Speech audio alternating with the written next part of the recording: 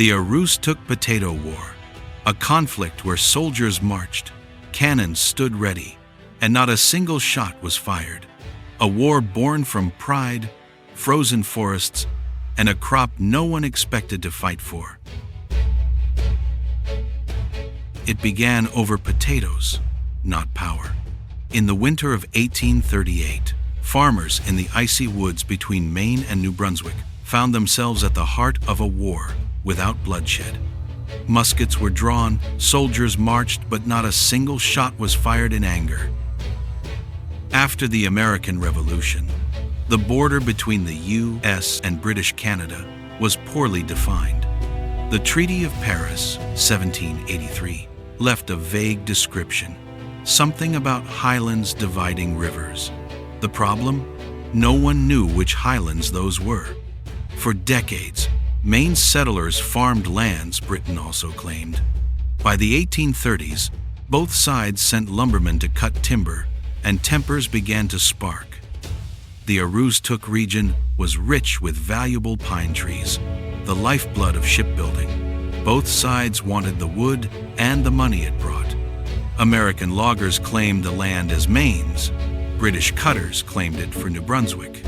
When rival crews crossed paths in the deep forest, axes turned from tools to weapons. Arrests were made.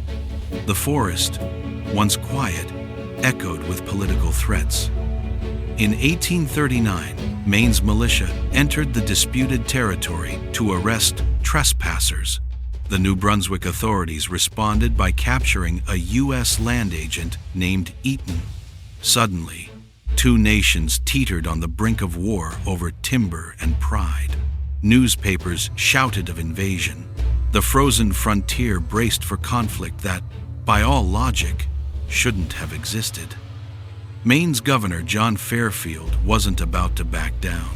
He declared the Aroostook territory part of Maine and called out 10,000 state militia. The U.S. Congress backed him with $10 million in defense funds. Camps sprang up across the icy wilderness. Meanwhile, local farmers just wanted their potato harvest untouched. A war fueled by lumber, now threatening lives and crops. Across the border, Lieutenant Governor Sir John Harvey gathered British regulars and Canadian militia.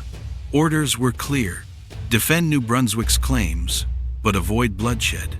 Soldiers built forts and blockhouses along the St. John River.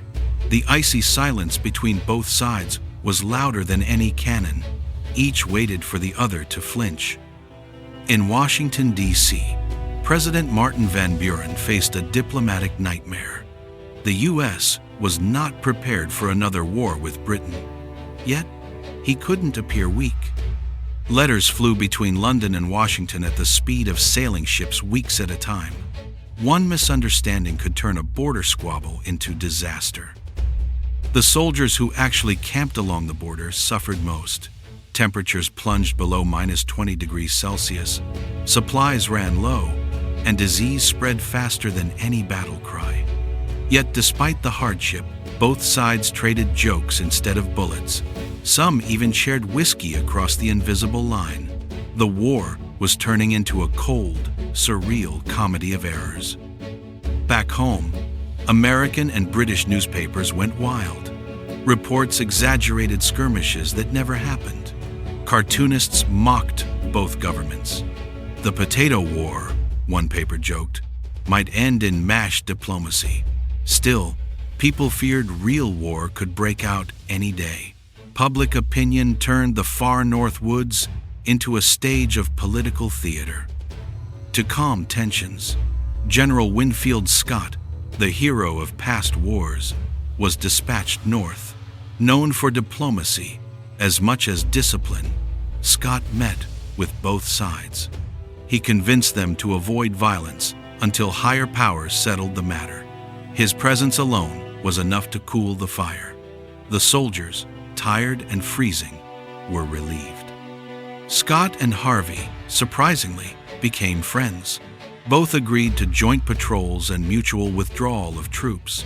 The so-called Aroostook War was quietly diffused by good manners and common sense.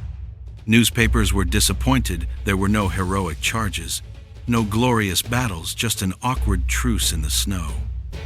Locals began joking that the whole war was really about potatoes, since the fertile valley was Maine's best farmland. Soldiers sent home letters about missing their rations of tubers, and soon the world laughed at the Potato War. What started in fear ended in farce, a border blunder remembered with a wink. By 1842, U.S. Secretary of State Daniel Webster and Britain's Lord Ashburton met to settle the border once and for all. They worked through maps, letters, and years of mutual stubbornness. Finally, the Webster-Ashburton Treaty defined the line clearly. Maine kept much of its claim, and peace was formalized.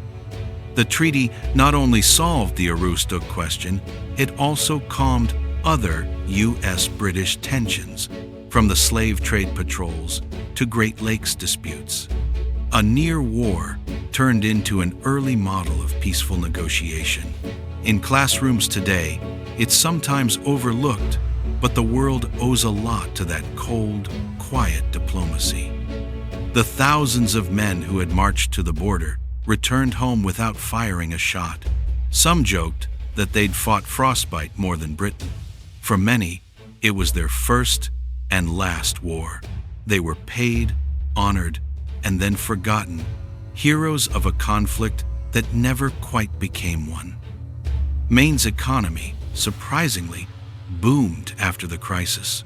The government built roads and forts, settlers expanded northward, and the potato became a proud local crop. What had started as a border embarrassment ended as a symbol of regional pride and identity. Historians often point to the Aroostook War as a perfect example of how close nations can come to fighting over nothing. It's a reminder that pride, misunderstanding, and poor maps can nearly start wars. Cooler heads and cold winters sometimes save lives better than any weapon. Today, Maine and New Brunswick share one of the friendliest borders in the world.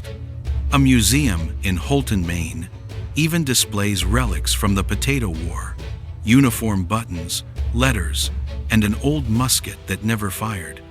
Locals tell the story with pride and laughter, a war that proved humanity's better side. When people hear war, they picture destruction, but this story reminds us that not all wars are fought with violence. Some are fought with pride, paper, and potatoes. The Aroostook Potato War remains one of the strangest, most peaceful confrontations in history. A standoff where common sense won. In the end, the only thing truly conquered was misunderstanding. The Aroostook Potato War shows how humor, patience, and diplomacy can turn conflict into coexistence. So next time you see a borderline on a map, remember, it might have taken more than ink to keep it peaceful. If this story made you smile, share it and keep history alive.